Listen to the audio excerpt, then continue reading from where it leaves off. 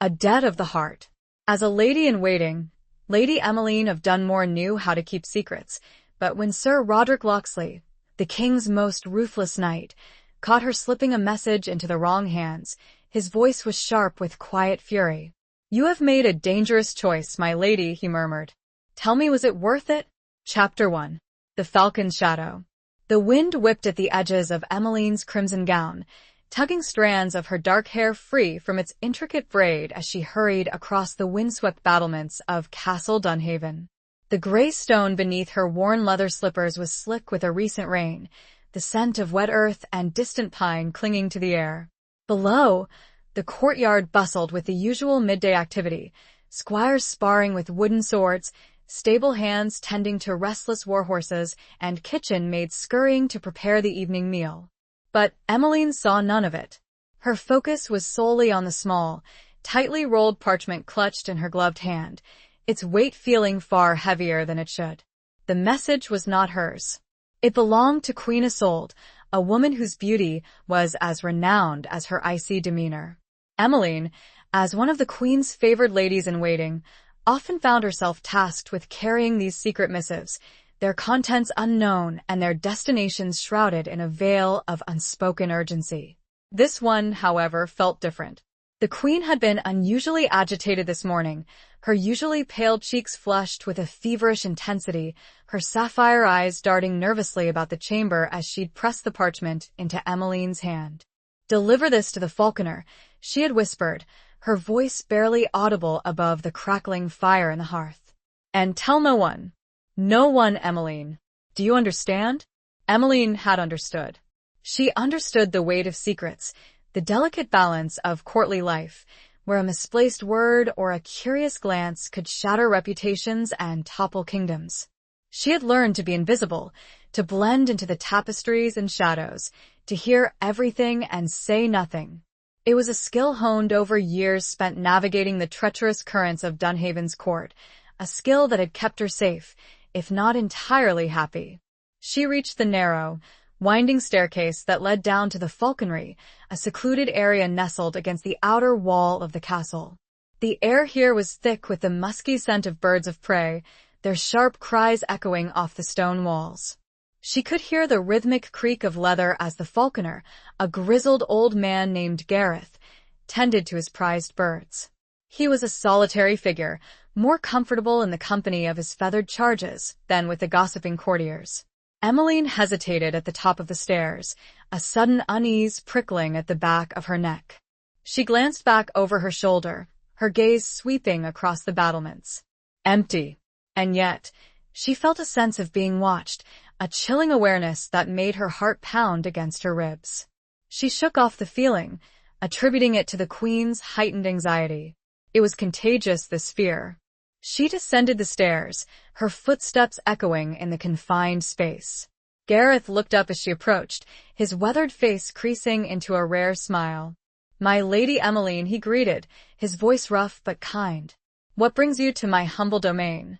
"A message from the Queen," Emmeline replied, extending the parchment. Gareth took it, his calloused fingers brushing against hers. He unfurled the scroll, his brow furrowing as he scanned the contents. His expression shifted, from mild curiosity to a subtle hardening, a flicker of something unreadable in his eyes. It was then that she saw him. Sir Roderick Locksley. He emerged from the shadows behind the falconry, his tall, imposing figure silhouetted against the muted daylight filtering through the narrow windows. He moved with the silent grace of a predator, his dark eyes, the color of storm clouds, fixed on her with an unnerving intensity. He wore his usual attire, dark leather jerkin, chainmail glinting beneath, and the heavy sword at his hip, its hilt worn smooth from years of use. Sir Roderick was known as the King's Hound, his loyalty unwavering, his methods brutal.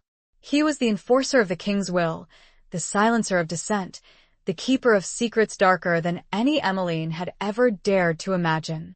He stopped a few feet away, his presence filling the small space, suffocating her.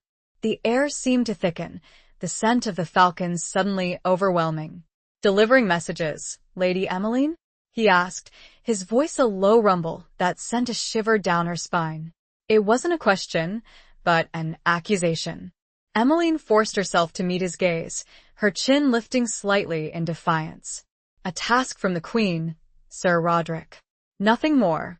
He took a step closer, the faint scent of leather and steel emanating from him, a scent she had always associated with danger. Indeed? And what message would that be? One of such importance that it requires the utmost secrecy? Gareth, sensing the shift in the air, discreetly tucked the parchment into his tunic, his eyes darting nervously between Emmeline and the knight. Emmeline's mind raced. She had been careful. She was sure of it. How had he known? Had she been followed? Or was this simply one of his infamous fishing expeditions, a way to test the loyalty of those around him? It is not my place to question the Queen's commands, Sir Roderick, she said, her voice steadier than she felt. Nor is it yours to interfere. His lips curved into a thin, humorless smile. Interfere?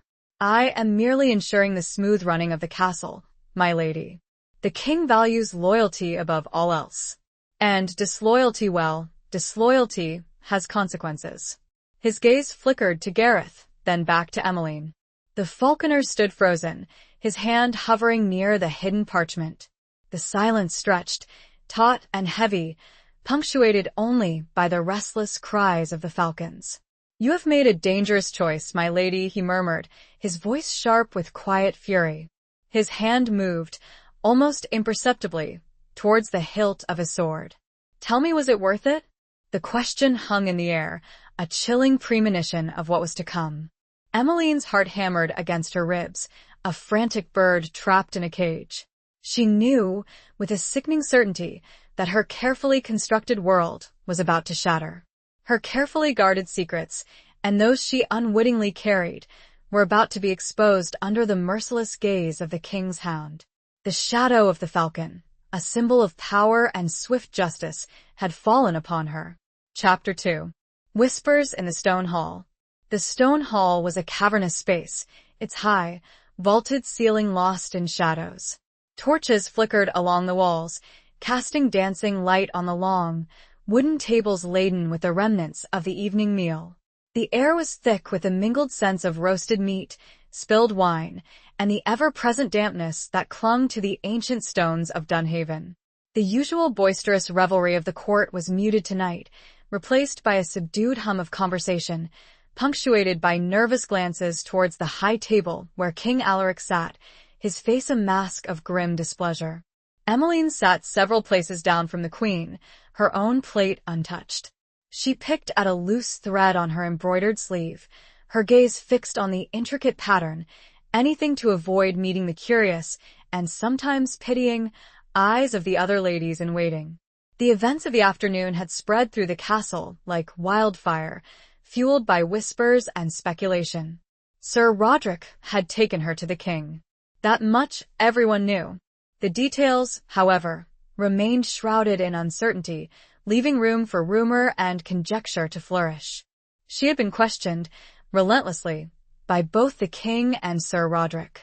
They had pressed her about the message, its contents, its intended recipient. She had remained steadfast in her denials, clinging to the flimsy pretense that it was a simple, inconsequential missive from the Queen. But she knew, deep down, that they didn't believe her. Sir Roderick's eyes, those cold, calculating eyes, had seen through her carefully constructed facade. The king, a man of imposing stature and a reputation for swift, often brutal, justice, had been surprisingly restrained. He had listened patiently, his expression unreadable, as she'd repeated her story. But it was Sir Roderick who had truly unnerved her, his quiet, relentless questioning chipping away at her defenses, leaving her feeling exposed and vulnerable. She had been dismissed, finally, with a warning from the king to reflect on her actions and a chilling promise from Sir Roderick that the truth will come out, one way or another. Now, she sat here, amidst the remnants of the feast, feeling the weight of their suspicion pressing down on her. She could feel the Queen's gaze on her, a mixture of apprehension and something else, something that looked disturbingly like fear. Isolde had not spoken to her since the incident, had not offered any comfort or reassurance.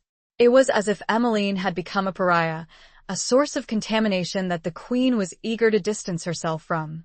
A hand gently touched her arm. She looked up, startled, to see Lady Annalise, one of her few genuine friends at court, sitting beside her. Annalise was a gentle soul, with kind eyes and a warm smile, a stark contrast to the sharp edges and calculating glances that were so prevalent in Dunhaven. "Emmeline," Annalise whispered, her voice barely audible above the hum of conversation. "Are you all right? You look pale." Emmeline forced a smile. "I'm fine, Annelise. Just tired." Annalise's gaze was full of concern. They say Sir Roderick believes you were carrying a message to Lord Edric." Lord Edric. The name sent a jolt of fear through Emmeline. Edric was the king's younger brother, a man known for his ambition and his simmering resentment towards Alaric. There had always been rumors of a rivalry between the two, whispers of Edric's desire to usurp the throne. If the queen were truly communicating with Edric, the implications were terrifying. "Treason.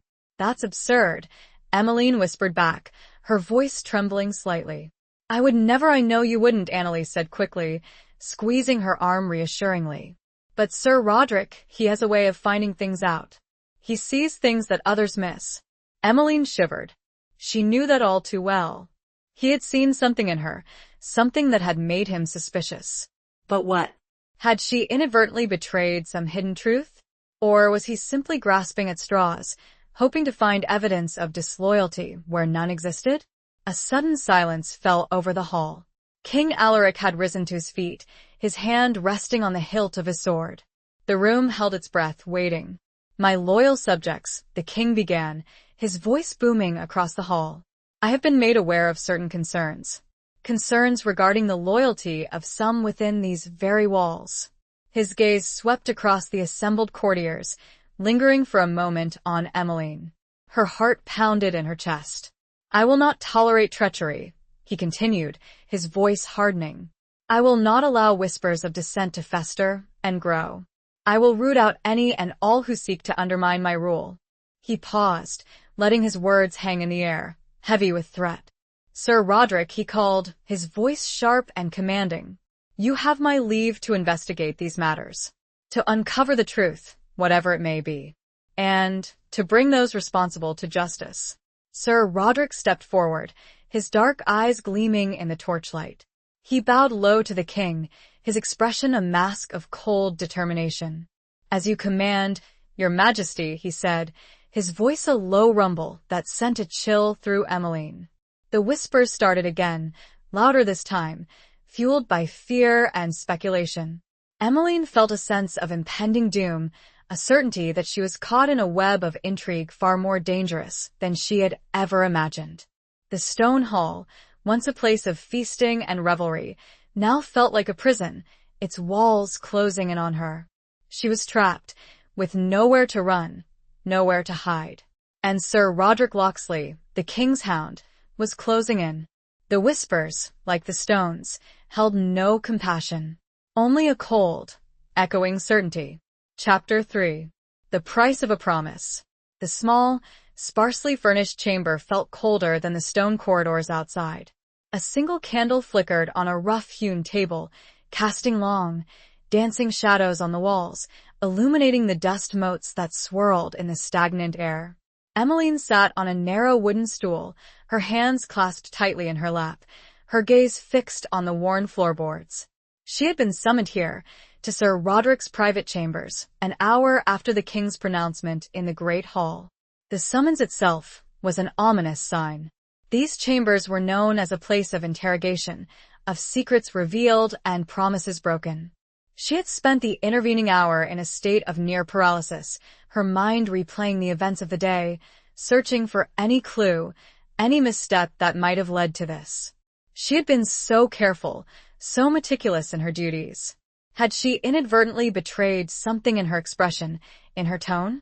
Or was this simply a cruel game, a test of her loyalty orchestrated by the king and his ruthless knight?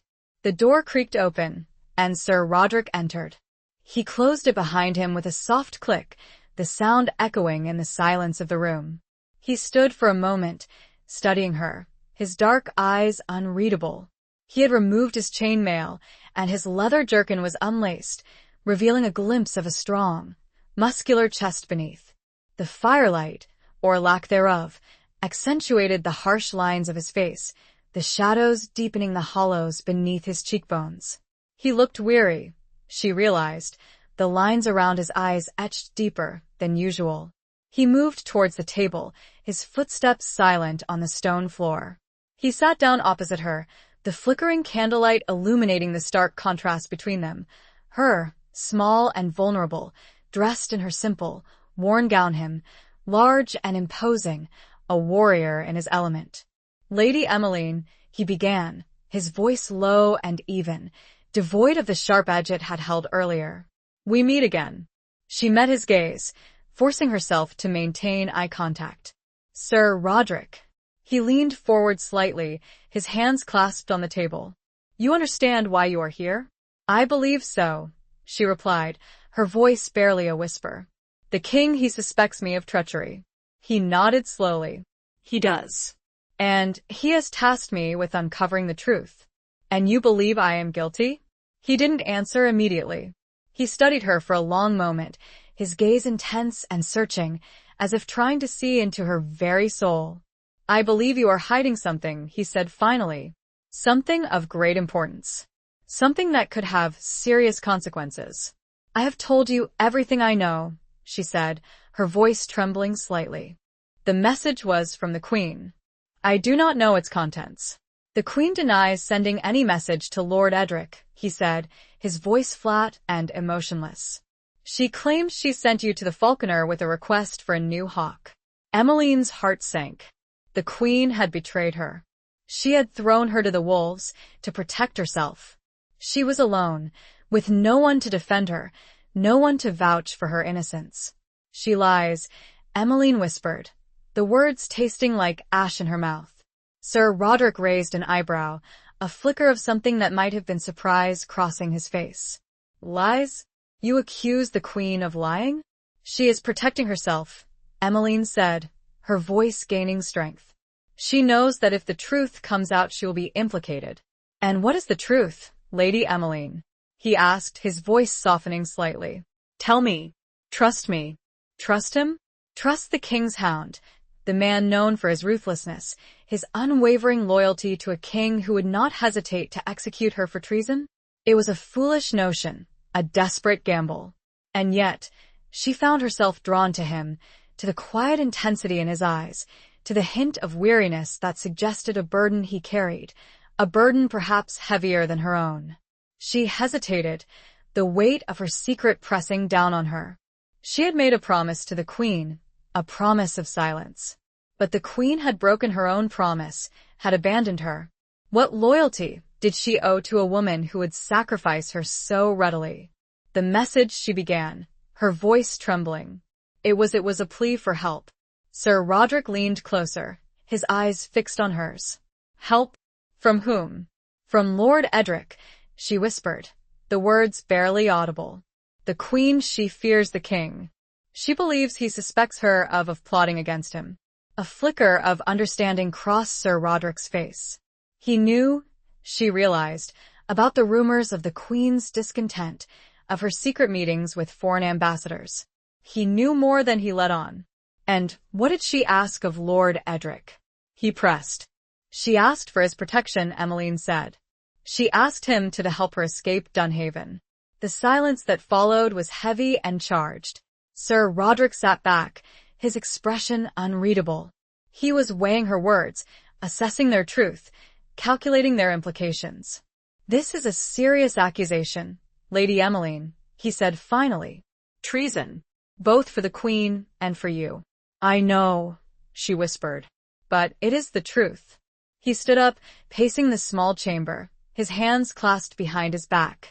He stopped in front of the window, staring out at the darkness, his silhouette outlined against the faint glow of the moon. Why are you telling me this? He asked, his voice barely audible. Why risk your own life to reveal this secret? She looked at him, at the weariness in his eyes, at the burden he carried. And she realized, with a sudden clarity, that she was not the only one trapped in this web of intrigue. He was too. He was bound by his duty, by his loyalty to a king who might be unjust. "Because I believe you are a man of honor," she said, her voice gaining strength. "A man who seeks the truth, even when it is inconvenient." He turned back to her, a flicker of surprise in his eyes.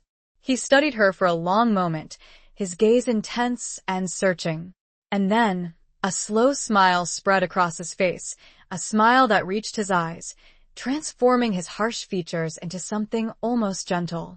"Perhaps, Lady Emmeline," he said, his voice soft. "Perhaps you are right."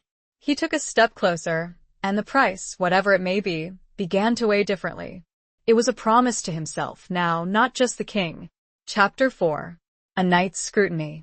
The days that followed were a blur of hushed conversations, secret meetings, and veiled threats.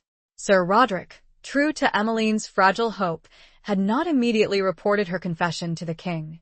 Instead, he had launched his own, discreet investigation, moving through the castle like a shadow, questioning servants, observing courtiers, and piecing together the fragments of truth that lay scattered amidst the lies and deceptions. Emmeline, meanwhile, remained in a state of suspended animation, neither prisoner nor free woman. She was confined to her chambers, allowed only limited contact with the outside world. Annalise was her only visitor, bringing her news from the court, snippets of gossip, and words of encouragement. But even Annalise's cheerful demeanor could not fully dispel the cloud of fear and uncertainty that hung over Emmeline. Sir Roderick visited her regularly, usually late at night, when the castle was quiet and the torches burned low. He would sit opposite her, in the same small chamber where she had first confessed, and update her on his progress. He spoke little, revealing only what was necessary, his expression carefully guarded. But Emmeline had learned to read the subtle nuances of his face, the flicker of his eyes, the slight tightening of his jaw. She could sense his frustration, his growing suspicion, and, surprisingly, a hint of respect. He questioned her relentlessly, probing her memory, challenging her assumptions, forcing her to relive every detail of her interactions with the Queen. He wanted to know everything: the Queen's moods, her conversations, her secret meetings, the names of those she trusted and those she feared. He was building a case, not just against the Queen, but against a network of conspirators that seemed to extend far beyond the walls of Dunhaven. One evening, he arrived with a small, leather-bound book in his hand. He placed it on the table between them, his fingers tracing the worn cover. "This was found in the Queen's chambers," he said, his voice low, hidden beneath a loose floorboard. Emmeline leaned forward, her heart pounding. She recognized the book. It was the Queen's personal journal, a repository of her private thoughts and feelings. "Have you read it?" she asked. He nodded. "Parts of it." "It confirms much of what you have told me. The Queen's fear of the king, her desperation, her correspondence with Lord Edric." He opened the book, flipping through the pages, his eyes scanning the elegant script. He stopped at a particular entry, his finger tracing a line of text. "Here," he said, "she writes of you, Lady Emmeline, a loyal servant, if somewhat naive. She carries my messages without question, unaware of their true meaning. She is a useful pawn, but one that may need to be sacrificed if necessary." Emmeline felt a chill run down her spine. The Queen's words were cold and calculating, confirming her worst fears. She had been used, manipulated, and ultimately betrayed. "She was planning to frame me," Emmeline whispered, her voice trembling, "to make me the scapegoat for her treason." Sir Roderick closed the book, his expression grim. "It appears so." He looked at her, his eyes filled with a mixture of anger and something else. Something that looked like sympathy. "You are foolish to trust her," he said, his voice softening slightly.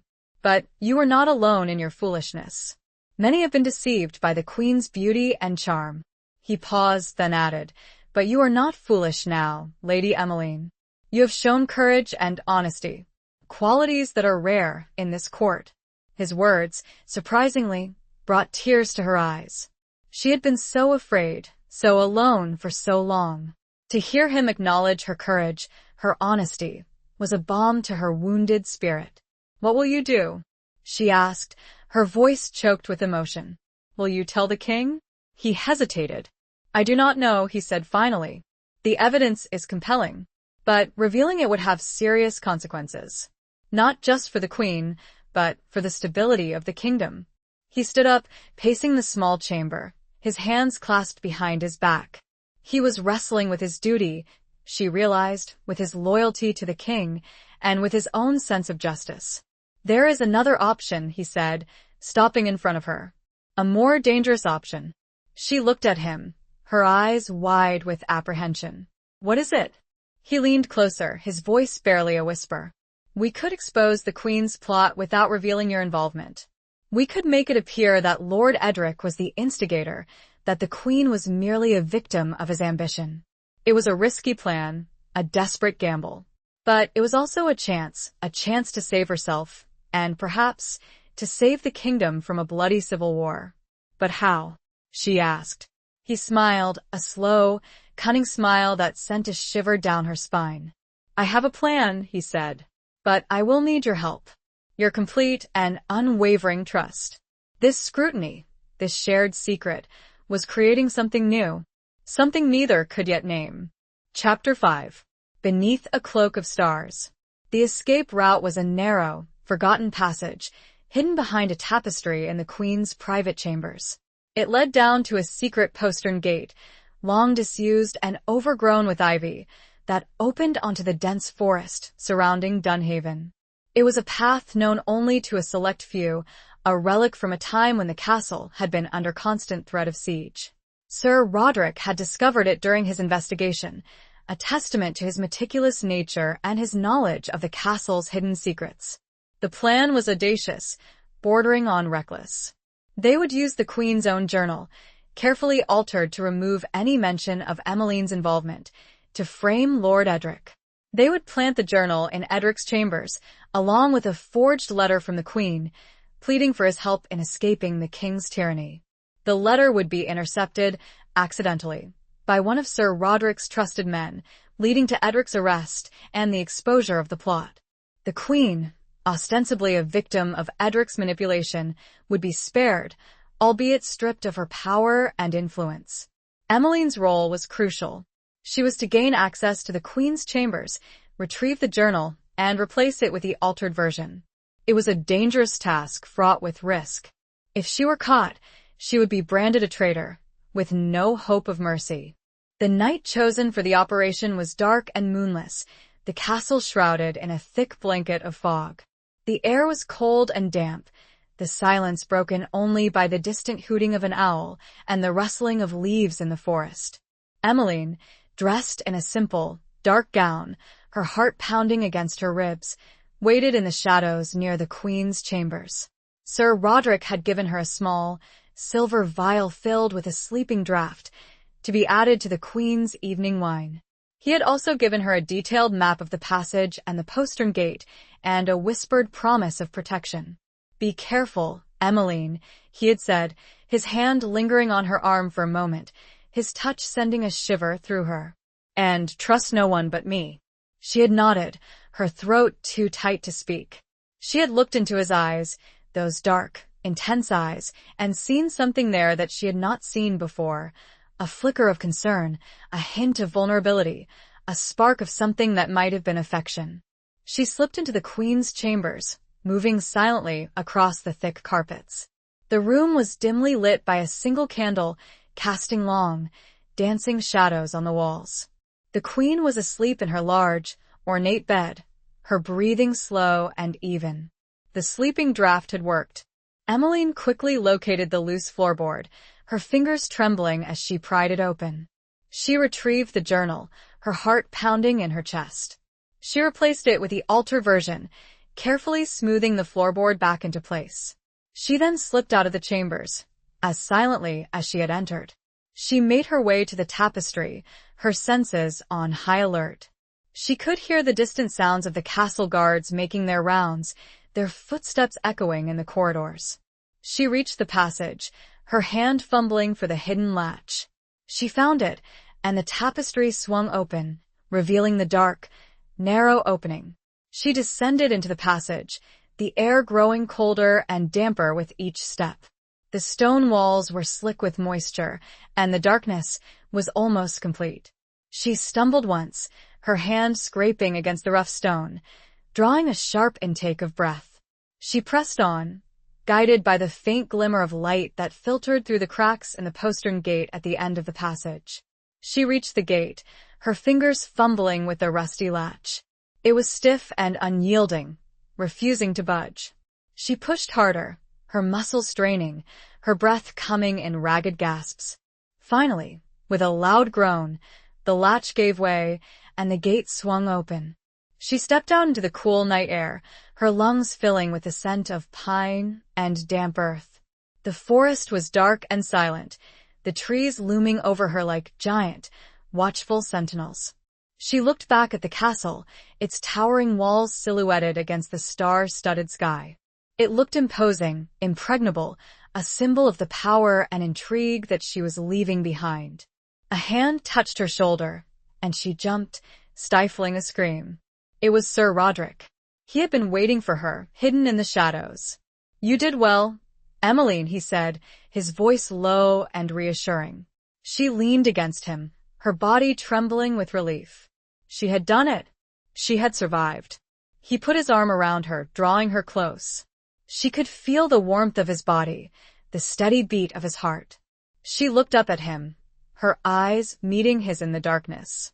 "What now?" she whispered. He tilted his head, considering, and for the briefest moment, the night was gone, replaced by a person she could almost touch, a person she wanted to understand. Beneath the cloak of stars, a decision shifted in the cosmos. "Now," he said, his voice a low murmur against her ear, "we wait." The cloak fell further, but the stars held them both. Chapter 6. The Serpent's Kiss. The discovery of the forged letter and the altered journal was orchestrated with masterful precision. Sir Roderick, playing the role of the loyal and vigilant knight, presented the evidence to the king, his expression a mask of grave concern. The king, enraged by Edric's apparent treachery, ordered his immediate arrest. Edric, protesting his innocence, was thrown into the castle dungeons, his pleas for mercy falling on deaf ears. The queen, feigning shock and outrage, publicly condemned Edric's actions, portraying herself as a victim of his manipulation. She wept, she railed, she swore her undying loyalty to the king. Her performance was convincing, even to Emmeline, who knew the truth. It was a chilling display of the queen's cunning and her ability to deceive, a serpent's kiss disguised as a plea for understanding. Emmeline, watching from the shadows, felt a mixture of relief and disgust. Relief that she had escaped the queen's trap, and disgust at the ease with which the queen had manipulated the king and the court. She had underestimated Isolde's ruthlessness, her willingness to sacrifice anyone to protect herself. Sir Roderick, throughout the charade, remained stoic and impassive, his true feelings hidden beneath a mask of professional detachment. He carried out the king's orders with his usual efficiency, overseeing Edric's interrogation and presenting further evidence of his guilt. But Emmeline, who had come to know him better, could sense his unease, his growing discomfort with the deception he was perpetrating. One evening, as they met in their usual clandestine location, Emmeline confronted him. "You are troubled," she said, her voice soft. "You do not believe Edric is guilty, do you?" He hesitated, then shook his head. "No," he said, his voice low. "I believe he is a fool, ambitious and resentful, but not a traitor."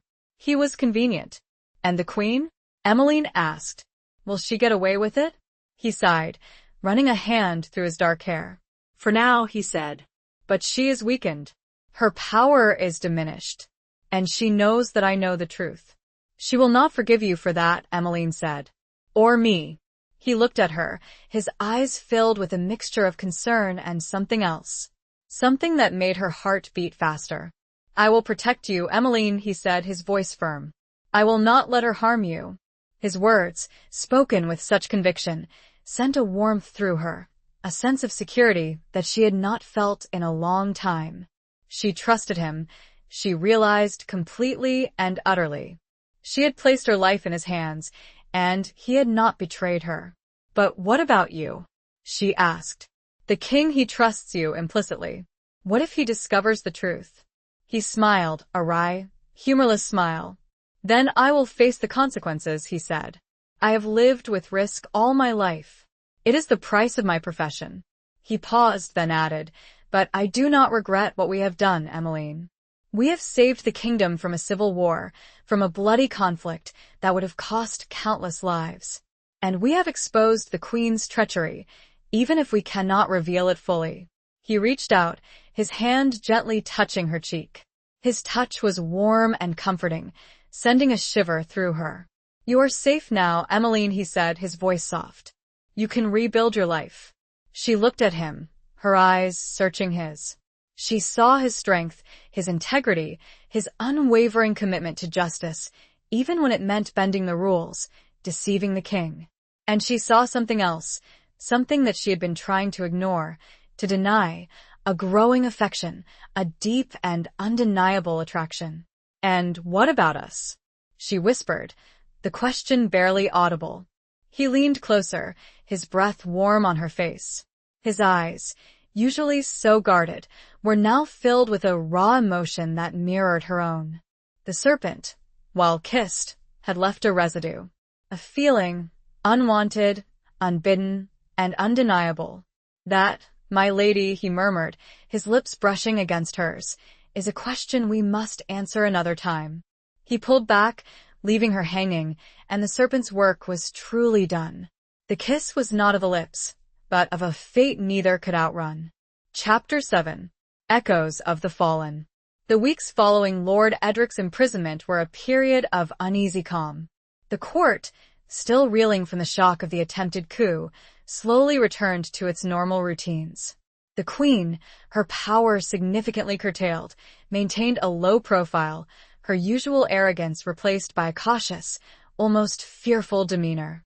She avoided Emmeline, her eyes filled with a mixture of resentment and apprehension whenever their paths crossed.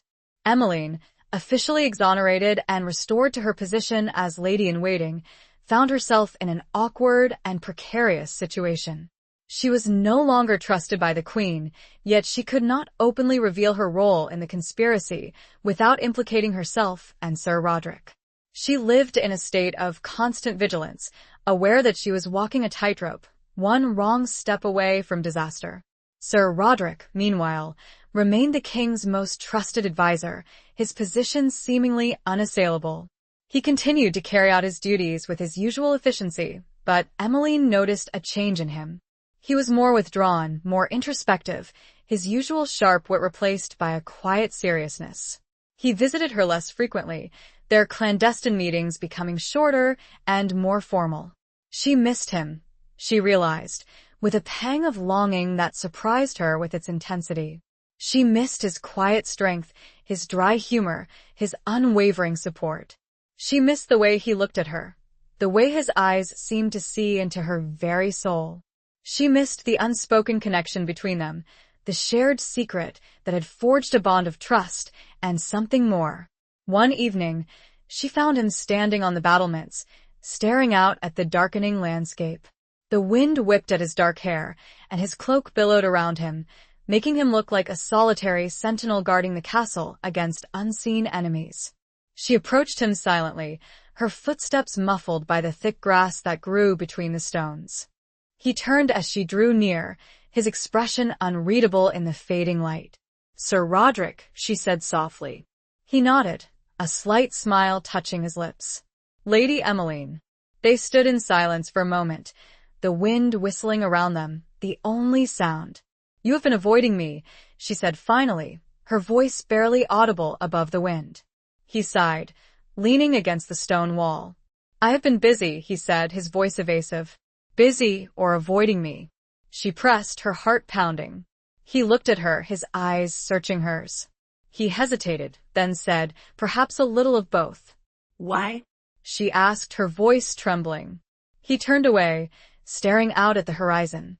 "What we did, it was dangerous and complicated. It has created a situation that is not easily resolved." "You regret it," she said, her voice filled with disappointment. He shook his head. No, he said, his voice firm.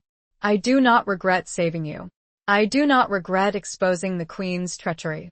But he paused, then turned back to her, his eyes filled with a raw emotion that she had not seen before. But I am a knight, Emmeline, he said, his voice low and intense. Bound by oaths, by duty, by a code of honor that I have sworn to uphold. And you are a lady of the court, destined for a different life, a life of privilege and arranged alliances. He reached out, his hand gently touching her cheek. His touch was warm and comforting, sending a shiver through her. What we shared, it was a moment of madness, he said, his voice soft. A fleeting dream, a dream that cannot be. His words, though gentle, felt like a knife twisting in her heart. She had known, deep down, that their connection was fragile, that it was built on a foundation of secrets and lies. But she had hoped, foolishly, that it might be something more, something that could transcend the rigid boundaries of their world. She stepped back, her eyes filling with tears. So that's it? She whispered. We pretend it never happened? He looked at her, his eyes filled with pain. We must, he said, his voice barely audible. For your sake and for mine. The echoes of everything, the fallen, the secrets, the almost kiss, began to play like a ghostly orchestra. He turned and walked away, leaving her alone on the battlements, the wind whipping at her tears, the echoes of what might have been swirling around her like fallen leaves. It was a dirge, and she was the only mourner.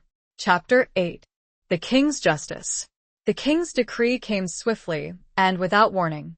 Lord Edric, having languished in the dungeons for months, was to be publicly executed for treason.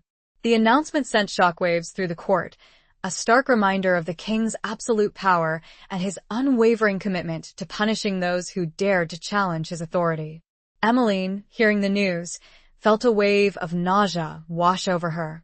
She knew Edric was innocent, a pawn in a game orchestrated by the queen and, ultimately, by herself and Sir Roderick.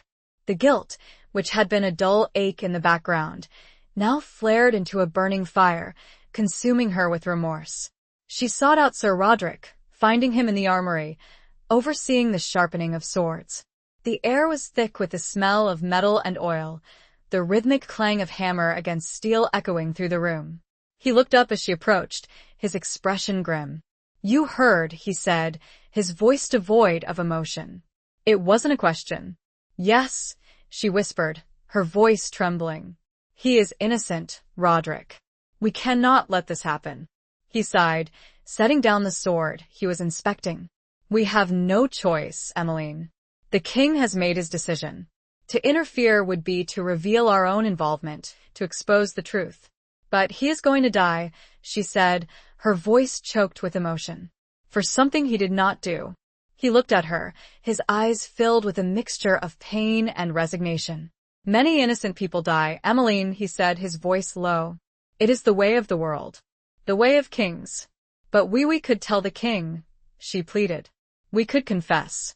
Explain everything. He shook his head. And what would that achieve?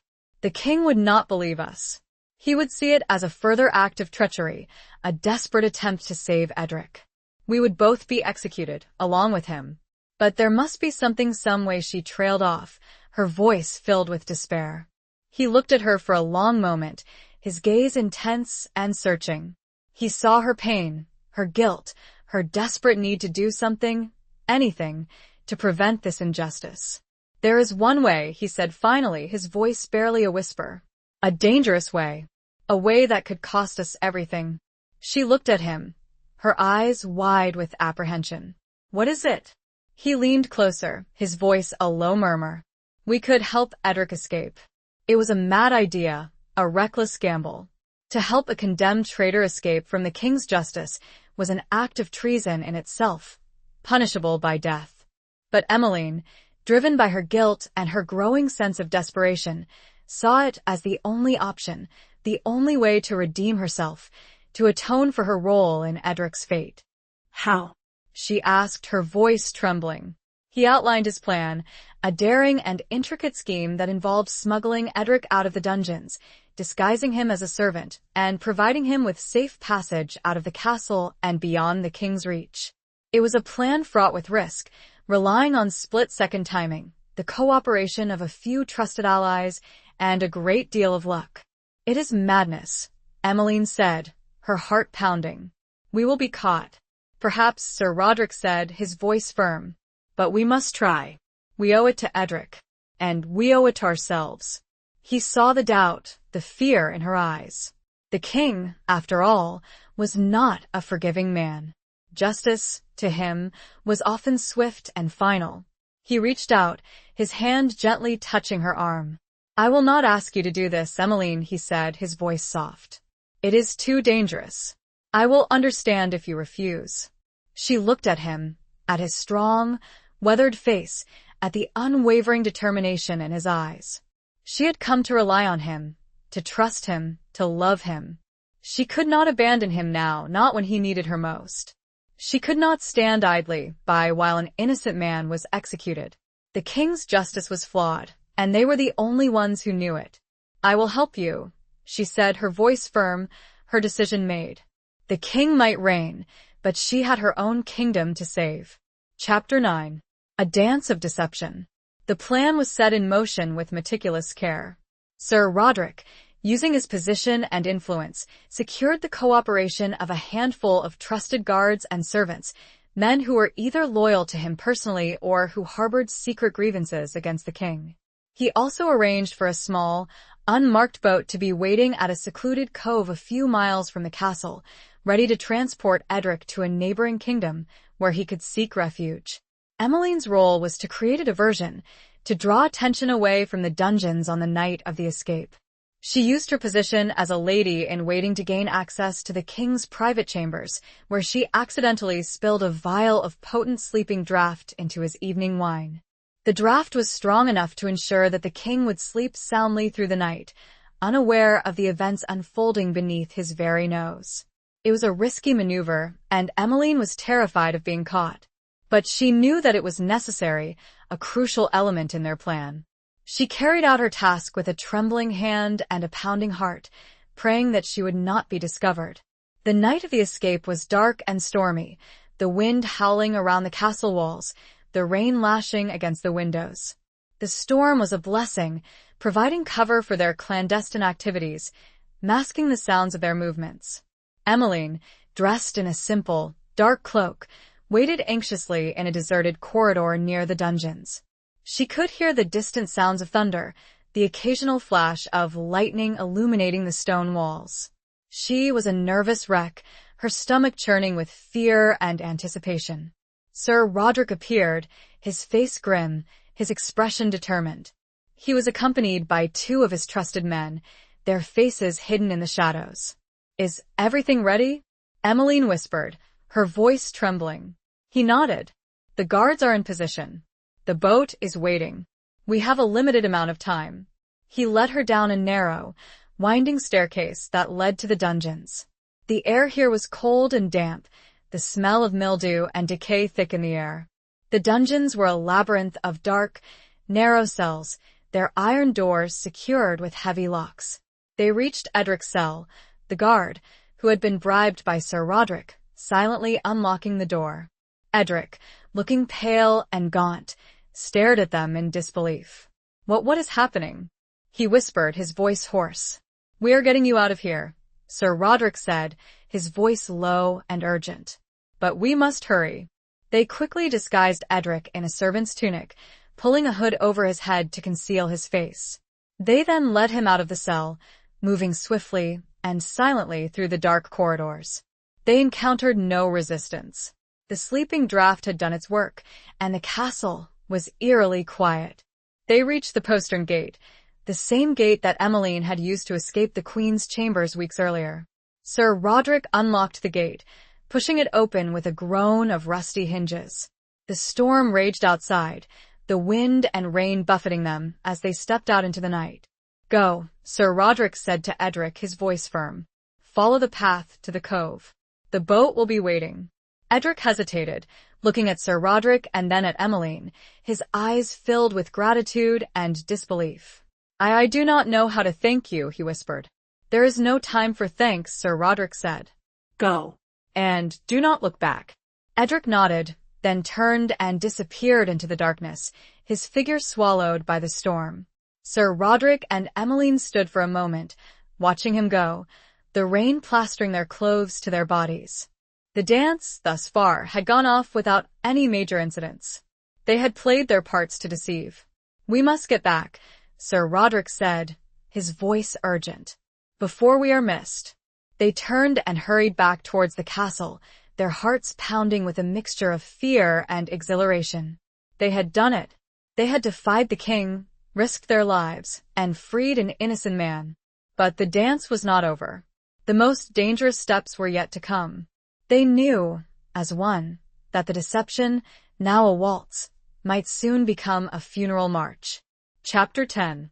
The Raven's Flight. The immediate aftermath of Edric's escape was a whirlwind of chaos and confusion.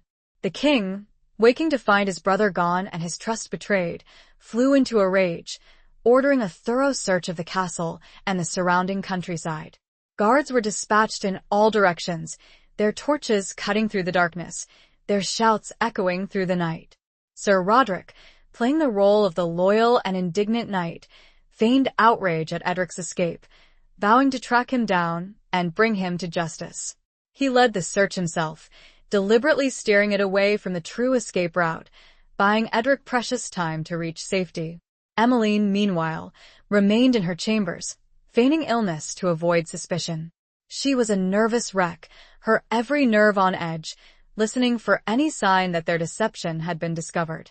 Anneliese, unaware of Emmeline's involvement, visited her, bringing her news of the unfolding drama, her voice filled with a mixture of fear and excitement. They say it was an inside job, Anneliese whispered, her eyes wide with alarm. That someone within the castle helped him escape. Emmeline forced herself to remain calm, her expression carefully neutral. Surely not, she said, her voice trembling slightly. Who would dare to defy the king? I do not know, Anneliese said, shaking her head. But Sir Roderick is furious. He has sworn to find the traitor and punish them severely. Emmeline felt a chill run down her spine. She knew that Sir Roderick's fury was a carefully crafted performance, a way to deflect suspicion from himself. But she also knew that he was playing a dangerous game, one that could easily backfire. As the days passed, the search for Edric intensified. The king, frustrated by his inability to find his brother, grew increasingly paranoid, suspecting treachery everywhere he looked. He ordered the arrest of several guards and servants, interrogating them brutally, hoping to extract a confession. Emmeline lived in constant fear of exposure. She knew that if any of the arrested men broke under torture, they could reveal Sir Roderick's involvement, and her own. She was trapped in a web of lies and deceit, with no way out. One evening, Sir Roderick visited her, his face pale and drawn.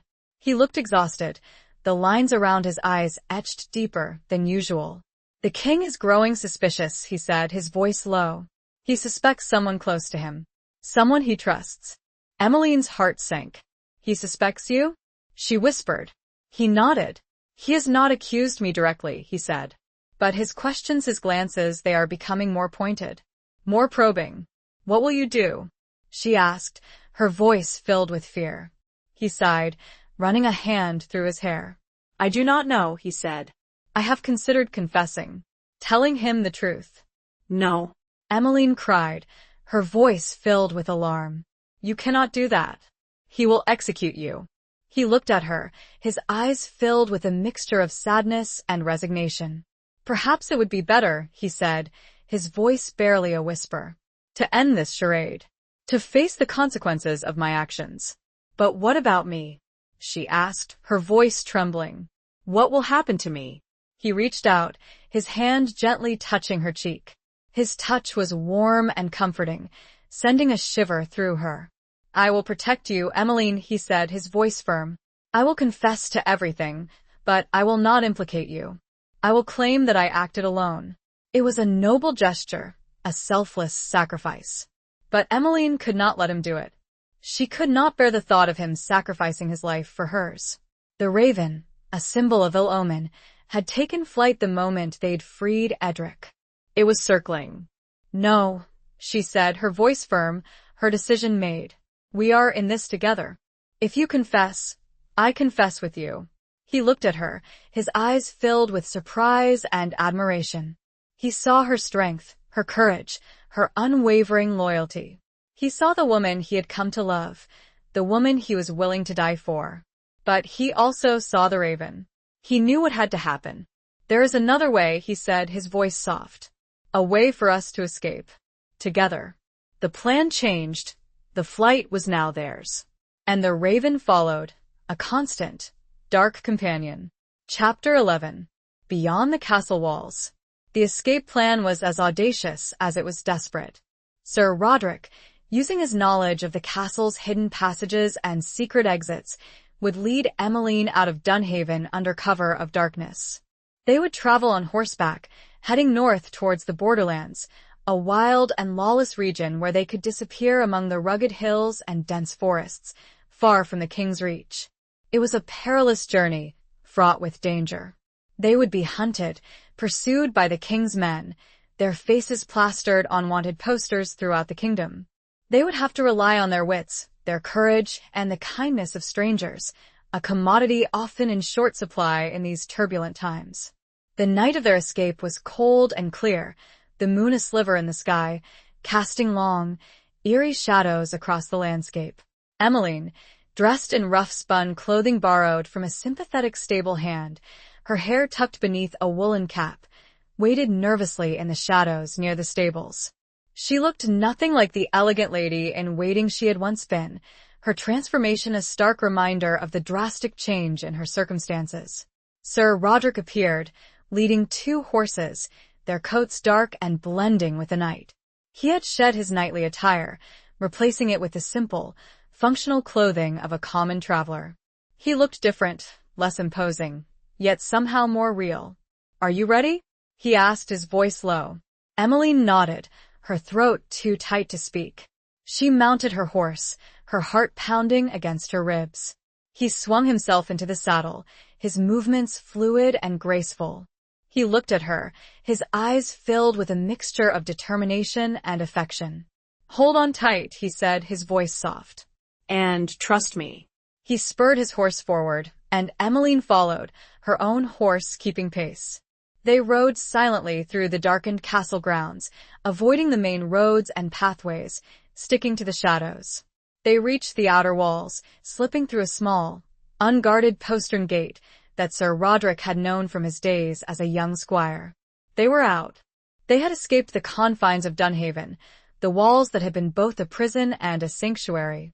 But their freedom was precarious, their future uncertain. They rode through the night, the only sounds the rhythmic beat of their horses' hooves and the occasional hooting of an owl.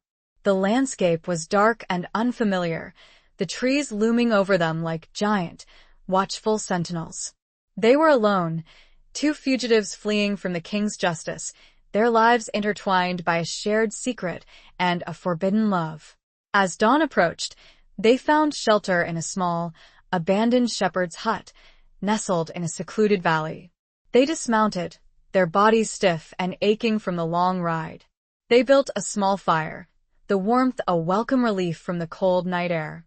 They sat in silence for a moment, watching the flames dance, their thoughts unspoken. The reality of their situation was beginning to sink in. They had left everything behind, their homes, their families, their positions, their identities. They were outcasts, fugitives, with nothing but each other and the clothes on their backs. "What will we do?" Emmeline asked, her voice barely a whisper. "Where will we go?" Sir Roderick looked at her, his eyes filled with a quiet strength that reassured her. "We will survive," he said, his voice firm. "We will find a place, a new life. Together." He reached out, his hand gently touching hers. His touch was warm and comforting, sending a shiver through her. "I am no longer Sir Roderick Locksley," he said, his voice soft. "And you are no longer Lady Emmeline of Dunmore. We are whoever we choose to be." His words, spoken with such conviction, filled her with a sense of hope, a belief that they could create a new life, a life free from the constraints and intrigues of the court, a life where their love could flourish, unburdened by duty and obligation. Beyond the castle walls, beyond the reach of the king, a new world awaited them. A world of uncertainty, of danger, but also of possibility. A world where they could be free. The walls were gone, only the world remained. Chapter 12. The Heart of the Forest. The forest was their sanctuary, their refuge from the world. They found a small, secluded clearing, nestled beside a clear, fast-flowing stream, surrounded by ancient trees that formed a natural barrier against prying eyes. It was a place of peace and tranquility, far removed from the turmoil and intrigue of Dunhaven. They built a small, sturdy cabin from fallen logs and branches, their hands working together, their skills complementing each other. Roderick, with his knowledge of woodcraft and survival, took the lead, while Emmeline, adapting quickly to her new life, learned to gather food, tend to the fire, and make their humble dwelling a home. They lived a simple life, far removed from the luxuries and comforts of the court. They hunted for game, fished in the stream, and gathered wild berries and herbs. They learned to live off the land, to rely on each other, to find joy in the simple things, the warmth of the sun on their faces, the sound of the wind in the trees, the sight of a deer grazing in the clearing. Their past lives, their former identities, seemed like a distant dream, a faded memory. They rarely spoke of Dunhaven, of the king, of the queen, of the events that had led to their flight. It was as if they had shed their old skins, embracing a new existence, a new beginning. Roderick, no longer bound by his knightly vows, revealed a different side of himself. He was still strong and protective, but he was also gentle, kind, and surprisingly humorous. He told her stories of his youth, of his training as a squire, of his battles fought and his comrades lost. He spoke of his regrets, of the things he had done in the king's service that haunted his dreams.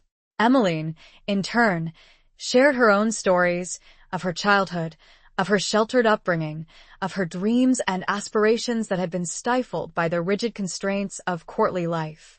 She spoke of her loneliness, of her longing for a love that was true and genuine, a love that was not dictated by duty or obligation. As the days turned into weeks, their bond deepened, their love growing stronger with each passing moment. They were no longer knight and lady, fugitive and accomplice.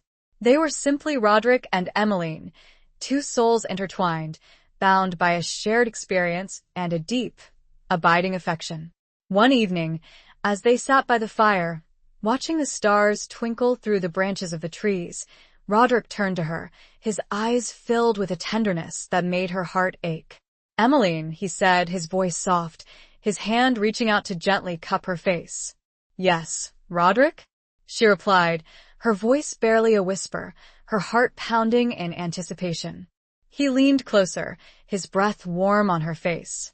His eyes, usually so guarded, were now filled with a raw emotion that mirrored her own. "I love you," he said, his voice husky with emotion. "I have loved you from the moment I saw you standing on the battlements, defying me, defying the king."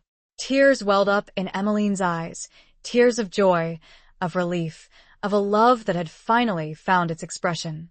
"And I love you, Roderick," she whispered, her voice choked with emotion. "With all my heart." He leaned in, his lips meeting hers in a kiss that was both tender and passionate, a kiss that sealed their love, their commitment, their new life together. The forest, once a refuge, was now something more. It held their hearts, entwined and beating as one. The heart of their new world was not a place, but a shared feeling. Chapter 13. Scars of the Past. Their idyllic life in the forest was not without its challenges. The wilderness was a harsh mistress, demanding constant vigilance and resilience. They faced storms, hunger, and the ever-present threat of discovery. But they faced these challenges together, their love and their shared determination sustaining them through the difficult times. One day, while hunting, Roderick was injured by a wild boar. The boar's tusk ripped through his leg, leaving a deep, jagged wound. Emmeline, terrified that he would bleed to death, used her knowledge of herbs and healing, learned from the castle's physician, to tend to his wound.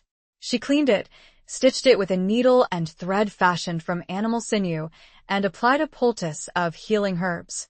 She stayed by his side for days, nursing him, feeding him, and keeping a watchful eye for any sign of infection.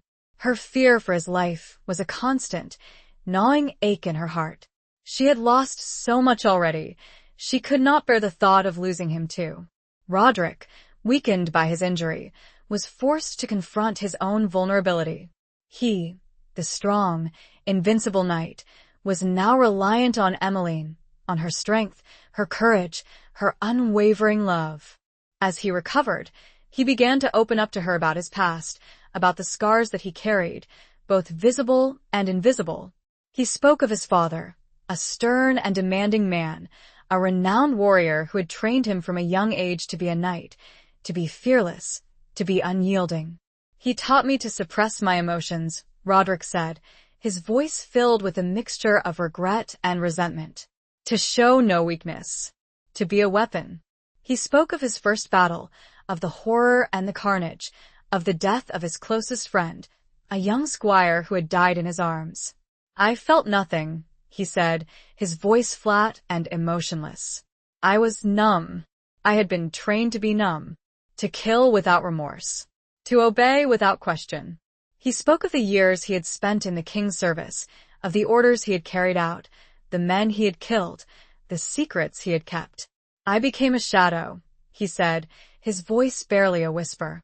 A tool of the king, a man without a soul. Emmeline listened, her heart aching for him, for the pain he had endured, for the scars he carried. She understood, now, the source of his guardedness, his emotional detachment, his difficulty in expressing his feelings. But you are not that man anymore, Roderick, she said, her voice soft, her hand gently stroking his hair. You are free. You can be whoever you choose to be. He looked at her, his eyes filled with a mixture of gratitude and hope. He saw her love, her acceptance, her unwavering belief in him. You have shown me another way, he said, his voice husky with emotion. You have shown me that it is possible to be strong and to be vulnerable, to be a warrior and to love. The scar, while physical on his leg, represented something deeper. The past, while dealt with in Dunhaven's halls, still echoed.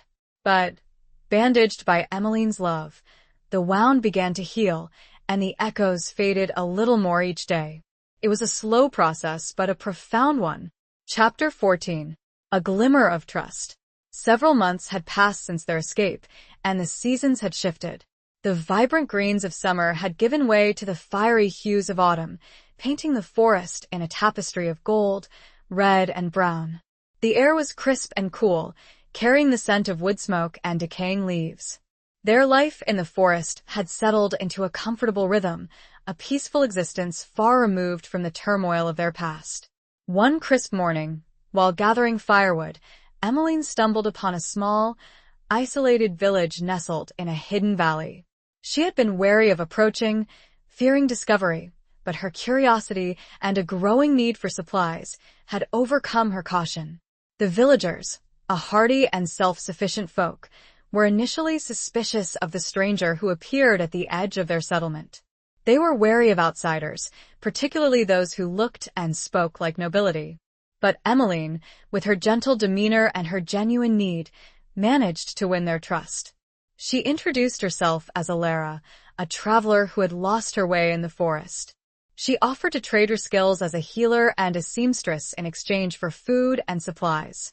The villagers, impressed by her knowledge and her willingness to work, welcomed her cautiously.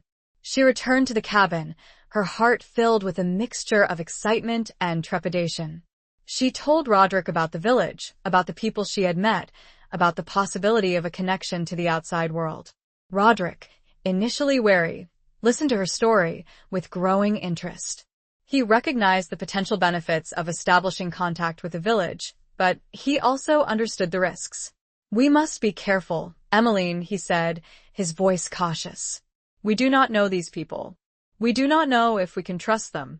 I know, she said, but they seemed kind, and we need supplies. We cannot live in isolation forever. He considered her words, weighing the risks against the rewards. He trusted Emmeline's judgment, her ability to read people, to sense their intentions. All right, he said finally, we will approach them together. But we will be cautious. We will reveal nothing of our past. We will maintain our disguises. The following day, they visited the village together. Roderick, introducing himself as Rorik, a woodsman, kept a watchful eye on the villagers, his hand never far from the hunting knife he carried at his belt. Emmeline, continuing her role as Alara, engaged in conversation with the women, offering her assistance with their daily tasks. Slowly, gradually, they began to integrate themselves into the life of the village. They shared their skills, their knowledge, their labor. They learned the customs and traditions of the villagers, their simple ways, their deep connection to the land. They discovered that the village was far removed from the political machinations of the kingdom, its inhabitants largely unaware of the events that had unfolded at Dunhaven. They were a peaceful people, concerned primarily with their own survival, with the changing seasons, with the health of their crops and their livestock. It gave a sliver of hope. The villagers, in turn, began to accept Roderick and Emmeline, appreciating their hard work, their quiet strength, and their willingness to help others. They saw them not as strangers, but as valuable members of their community. The glimmer, however, came with a condition. Trust was earned, and they had to earn it every day. It was fragile, but it was there. Chapter 15. The Lion's Roar. The tranquility of their life in the village was shattered one autumn afternoon. A company of King Alaric's soldiers, clad in shining armor, their swords gleaming in the sunlight, rode into the valley, their arrival heralded by the blare of trumpets and the thud of horses' hooves. The villagers, terrified by the sudden appearance of the king's men, scattered, seeking refuge in their homes. Emmeline and Roderick, working in a nearby field, witnessed the arrival of the soldiers with a sense of dread. They knew, instantly, that their refuge had been discovered, their peaceful existence shattered. The king's reach, it seemed, extended even to this remote corner of the kingdom. The captain of the soldiers, a stern-faced man with a cruel scar across his cheek, addressed the assembled villagers, his voice booming across the valley. By order of His Majesty, King Alaric, he announced, "We are searching for 2 fugitives, traitors to the crown, a man and a woman, answering to the names of Sir Roderick Locksley and Lady Emmeline of Dunmore." He unfurled a scroll, displaying a crudely drawn likeness of Roderick and Emmeline, their faces instantly recognizable. A gasp went up from the villagers, their eyes darting nervously towards Emmeline and Roderick, who stood frozen in the field, their hearts pounding in their chests. "They are dangerous criminals," the captain continued, his voice hardening. "Anyone found harboring them, aiding them, or concealing their whereabouts will be considered a traitor and punished accordingly." He paused, letting his words sink in, his gaze sweeping across the faces of the villagers. He saw their fear, their apprehension, their uncertainty. "We will search every house, every building, every corner of this valley," he declared. "And we will find them. "The king's justice will be served." Emmeline and Roderick knew that they had to flee, to escape before the soldiers found them. But they also knew that running would only confirm their guilt, endangering the villagers who had shown them kindness and trust. Roderick turned to Emmeline, his eyes filled with a mixture of determination and resignation. "We have to go," he whispered. "We cannot stay here." Emmeline hesitated. She looked at the villagers, at their frightened faces, at the children clinging to their mother's skirts. She could not bear the thought of abandoning them, of leaving them to face the wrath of the king's soldiers. "No," she said, her voice firm. "We will not run. We will face them." Roderick looked at her, his eyes filled with surprise and admiration. He saw her courage, her selflessness, her unwavering commitment to protecting those who had shown her kindness. It was a fool's courage, but also stunning. Before he could speak, one of the villagers, the elder, A woman with great wisdom and compassion named Maeve stepped forward. "Captain," she said, her voice clear and strong, her gaze meeting his unflinchingly. "These two have been with us for a long while. They are good people, hard workers, Kind to our children. if they are who you say, why would they stay and risk their lives to help simple folk like us?" The captain looked at the elder, then scanned the faces of the villagers around, with a building sense of confusion.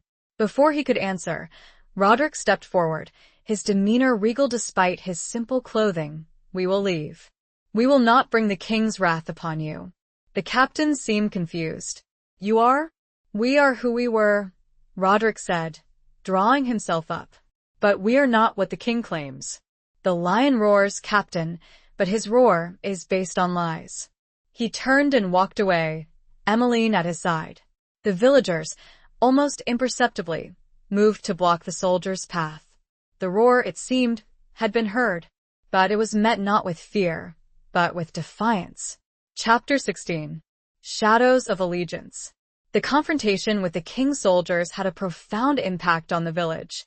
While Roderick and Emmeline's willingness to leave to protect them had earned them even greater respect, the incident had also sown seeds of fear and uncertainty. The villagers were now aware of the danger that their presence represented, the potential consequences of harboring fugitives from the king's justice. Roderick and Emmeline, sensing the shift in the villagers' attitude, knew that they could no longer stay. Their presence was putting the entire community at risk, and they could not, in good conscience, allow that to continue. They decided to leave the village, to disappear back into the wilderness, to find a new refuge, a new place to start their lives anew. But before they could depart, Elder Maeve approached them, her face etched with concern. "You cannot simply wander the wilderness," she said, her voice soft but firm. "The king's men will be searching for you. You need allies, people who can help you, protect you." She paused, then added, "There are others who do not believe the king's lies. Others who remember Sir Roderick Locksley as a man of honor, a man who served the kingdom with distinction." She told them of a secret network of individuals scattered throughout the kingdom who were loyal to the memory of King Alaric's father, the late King Gareth, a just and benevolent ruler. These individuals, disillusioned with Alaric's tyranny and his increasingly erratic behavior, were secretly working to undermine his rule, to restore the kingdom to its former glory. "They call themselves the Order of the Falcon," Maeve said, her voice barely a whisper. "They are a hidden force, working in the shadows, waiting for the right moment to strike." She gave them a name, a contact, a man named Lord Arlen, a nobleman who lived in a remote castle in the northern mountains. Arlen was a known sympathizer of the old king, and a respected figure among those who opposed Alaric's rule.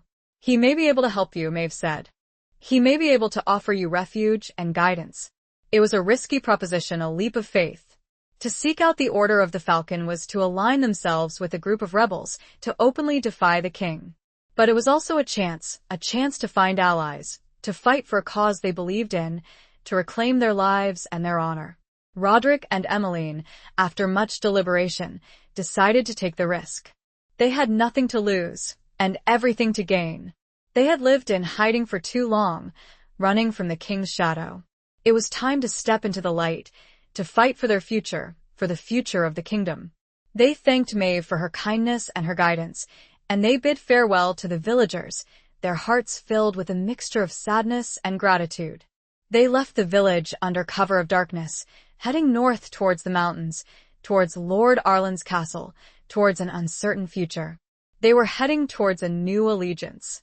They were chasing the shadow of a different kind, the Order of the Falcon, the very symbol that had once represented Emmeline's capture. Chapter 17. The Weight of the Crown. The journey to Lord Arlen's castle was long and arduous. They traveled through rugged terrain, across windswept moors and snow-capped mountains, avoiding the main roads and pathways, sticking to the shadows. They faced hunger, cold, and the constant threat of discovery. As they neared their destination, they encountered a patrol of soldiers, not Alaric's men, but a different banner, a falcon emblazoned on a field of blue. These soldiers were not searching for them, but for others dissidents, rebels, those who opposed the king's rule. It became clear the land was far more divided than they ever dreamed possible.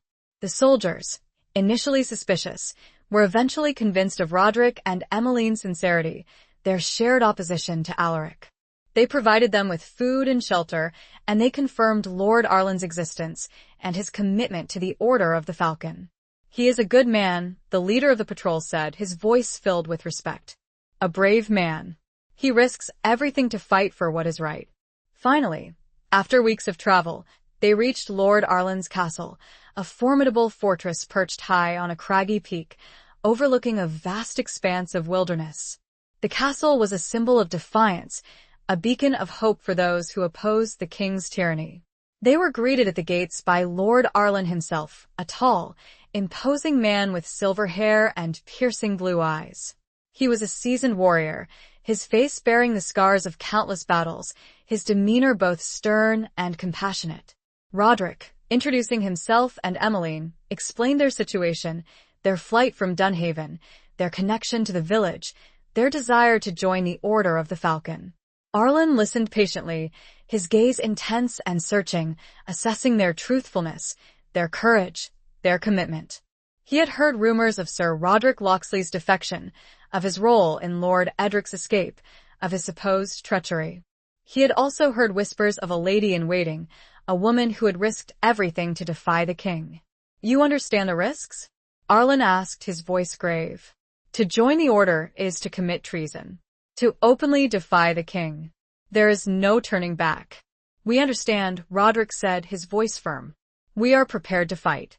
We are prepared to die for what we believe in." Arlen studied them for a long moment, his gaze lingering on Emmeline, recognizing in her a strength and a determination that belied her gentle appearance. "Welcome," he said finally, a slight smile touching his lips. "To the Order of the Falcon." He led them into the castle, introducing them to the other members of the Order, a diverse group of men and women, nobles and commoners, soldiers and scholars, all united by their opposition to the king and their belief in a better future. They were given food, clothing, and a place to rest. They were treated with respect, with kindness, with a sense of camaraderie that they had not experienced since leaving Dunhaven.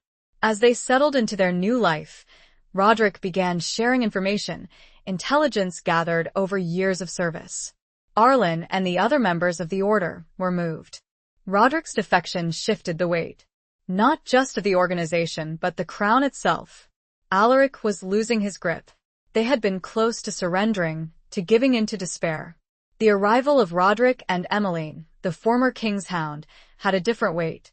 The weight of hope. Chapter 18. A broken vow. Life within the Order of the Falcon was a stark contrast to the peaceful existence they had known in the forest. Here, they were surrounded by the constant hum of activity, the preparations for war, the clandestine meetings, the whispered conversations about strategy and rebellion. Emmeline, though initially apprehensive, quickly adapted to her new role. She used her knowledge of the court, her understanding of the king's weaknesses, and her skills as a healer to assist the Order. She tended to the wounded, offered counsel to the leaders, and became a trusted confidant to many. Roderick, welcomed back into the fold of warriors, trained the Order's soldiers, sharing his expertise in combat and strategy. He was a natural leader, respected by his men, admired for his courage and his unwavering commitment to the cause. But the weight of his past, the memories of his service to the king, continued to haunt him. He struggled with the guilt of his past actions, the knowledge that he had once been an instrument of the very tyranny he was now fighting against. One evening, as they sat together in their small, sparsely furnished chamber, Emmeline noticed the familiar shadows in his eyes, the distant look that signaled his inner turmoil. "What troubles you, Roderick?"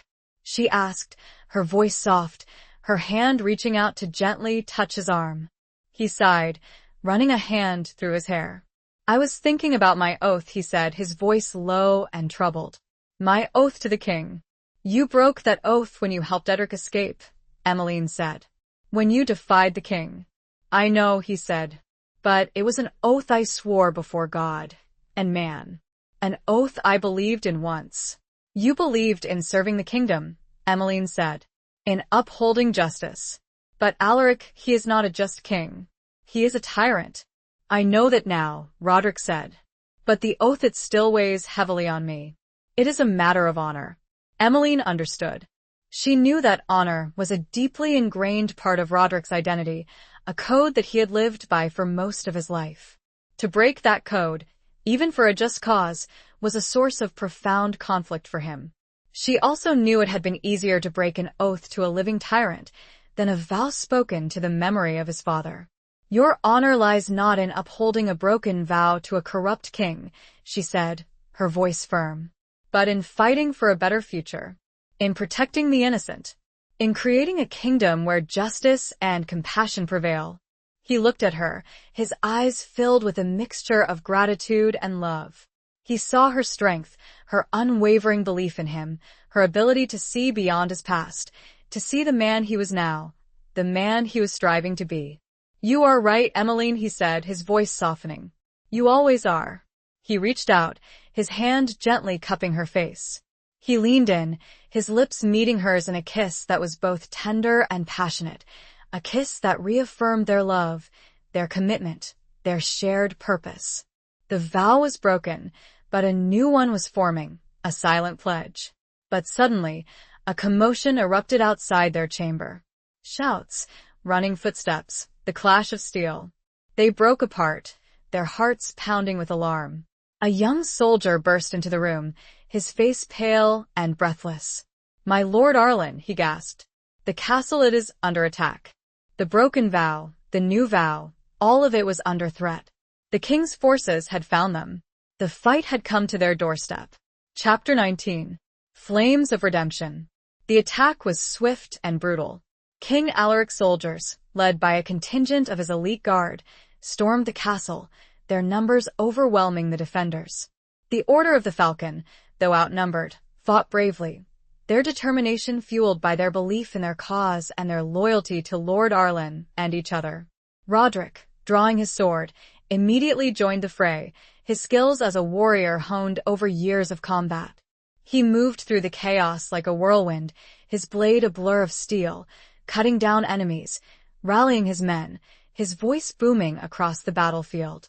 He fought with a ferocity born of guilt and a desperate need for redemption, seeking to atone for his past sins by defending the innocent and fighting for a just cause. Emmeline, though not a warrior, refused to remain idle. She tended to the wounded, dragging injured soldiers to safety, applying bandages, staunching bleeding wounds, her hands working quickly and efficiently, her fear overshadowed by her determination to help.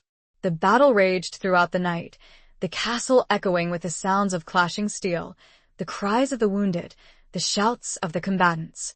The defenders, despite their courage, were slowly being pushed back, their numbers dwindling, their defenses crumbling. Lord Arlen, fighting alongside Roderick, was struck down by a crossbow bolt, his body falling heavily to the ground. Roderick, seeing his friend and leader fall, roared in fury, his grief fueling his rage. He fought with renewed intensity, cutting a path through the enemy ranks, seeking to avenge Arlen's death. Emmeline, witnessing Arlen's fall, felt a surge of despair. She knew that his death was a devastating blow to the Order, a loss that could break their spirit and lead to their defeat. As the battle reached its climax, Roderick found himself face to face with the captain of the King's Guard, the same man who had led the search for them in the village, the man with the cruel scar across his cheek. You cannot win, Locksley, the captain sneered, his sword dripping with blood. The king's justice will prevail. The king's justice is a lie, Roderick retorted, his voice filled with contempt. He is a tyrant, a murderer, a betrayer of his own people. They engaged in a fierce duel, their swords clashing, sparks flying, their movements swift and deadly. Roderick, fueled by his rage and his desire for redemption, fought with a skill and a ferocity that surprised even himself. He parried, he thrust, he dodged, his every move precise and calculated. Finally, with a desperate lunge, he disarmed the captain, his sword point pressing against the man's throat. Yield! Roderick commanded, his voice harsh and unforgiving. The captain, his eyes filled with fear and hatred, hesitated for a moment, then slowly lowered his sword. The remaining soldiers, seeing their captain defeated, began to waver, their morale broken. Some surrendered, others fled, disappearing into the darkness. The battle was over. The Order of the Falcon, against all odds, had prevailed. But it was a Pyrrhic victory. Lord Arlen was dead, many brave soldiers had fallen, and the castle was in ruins. As dawn broke, casting a pale light over the carnage, Emmeline found Roderick standing amidst the wreckage, his sword still in his hand, his face streaked with blood and sweat. He looked exhausted, his body weary, his spirit drained. But there was also a glimmer of something else in his eyes, a sense of peace, of resolution, of redemption. He had found, amongst the flames, a new sense of purpose. He was no longer running, no longer in hiding. The time to fight had finally, truly arrived. Chapter 20. The Reckoning of Love and Duty. The victory at Lord Arlen's castle, though costly, proved to be a turning point. News of the Order of the Falcon's defiance and Sir Roderick Locksley's leadership spread throughout the kingdom, inspiring others to join their cause. Rebellions erupted in various provinces, fueled by discontent with King Alaric's tyrannical rule and a growing hope for a better future. The kingdom was plunged into civil war. Roderick, assuming leadership of the order after Arlen's death, proved to be a brilliant strategist and an inspiring commander. He led his forces in a series of daring raids and strategic battles, gradually gaining ground against the king's army. He was no longer the king's hound, but a leader of men, a champion of the people, fighting for justice and freedom. Emmeline, always by his side, served as his advisor, his confidant, his healer. She used her knowledge of the court, her understanding of the king's weaknesses, to help him plan his strategies. She also tended to the wounded, organized supplies, and rallied support for their cause among the common folk. Their love, forged in the crucible of adversity, deepened and strengthened with each passing day. They were partners, equals, bound together by a shared purpose and an unwavering commitment to each other. The final confrontation took place on the fields before Dunhaven Castle, the very place where their journey had begun. The two armies, the Order of the Falcon and the King's Loyalists, faced each other, their banners flying, their weapons gleaming in the sunlight.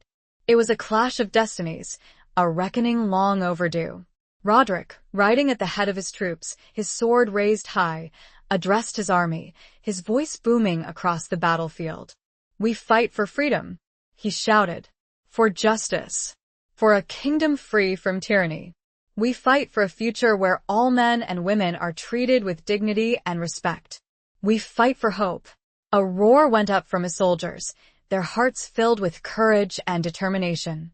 They charged forward, meeting the king's army in a furious clash of steel. The battle raged for hours, the outcome hanging in the balance. Roderick, fighting with the fury of a lion, cut down enemy after enemy, his every blow precise and deadly. Emmeline, watching from a nearby hill, her heart pounding with fear and pride, prayed for his safety, for their victory. Finally, Roderick found himself face to face with King Alaric himself. The king, his face contorted with rage and hatred, attacked Roderick with a savage ferocity. "You traitor!" Alaric screamed. "You will pay for your betrayal. Your reign of terror is over." "Alaric," Roderick retorted, his voice calm and resolute.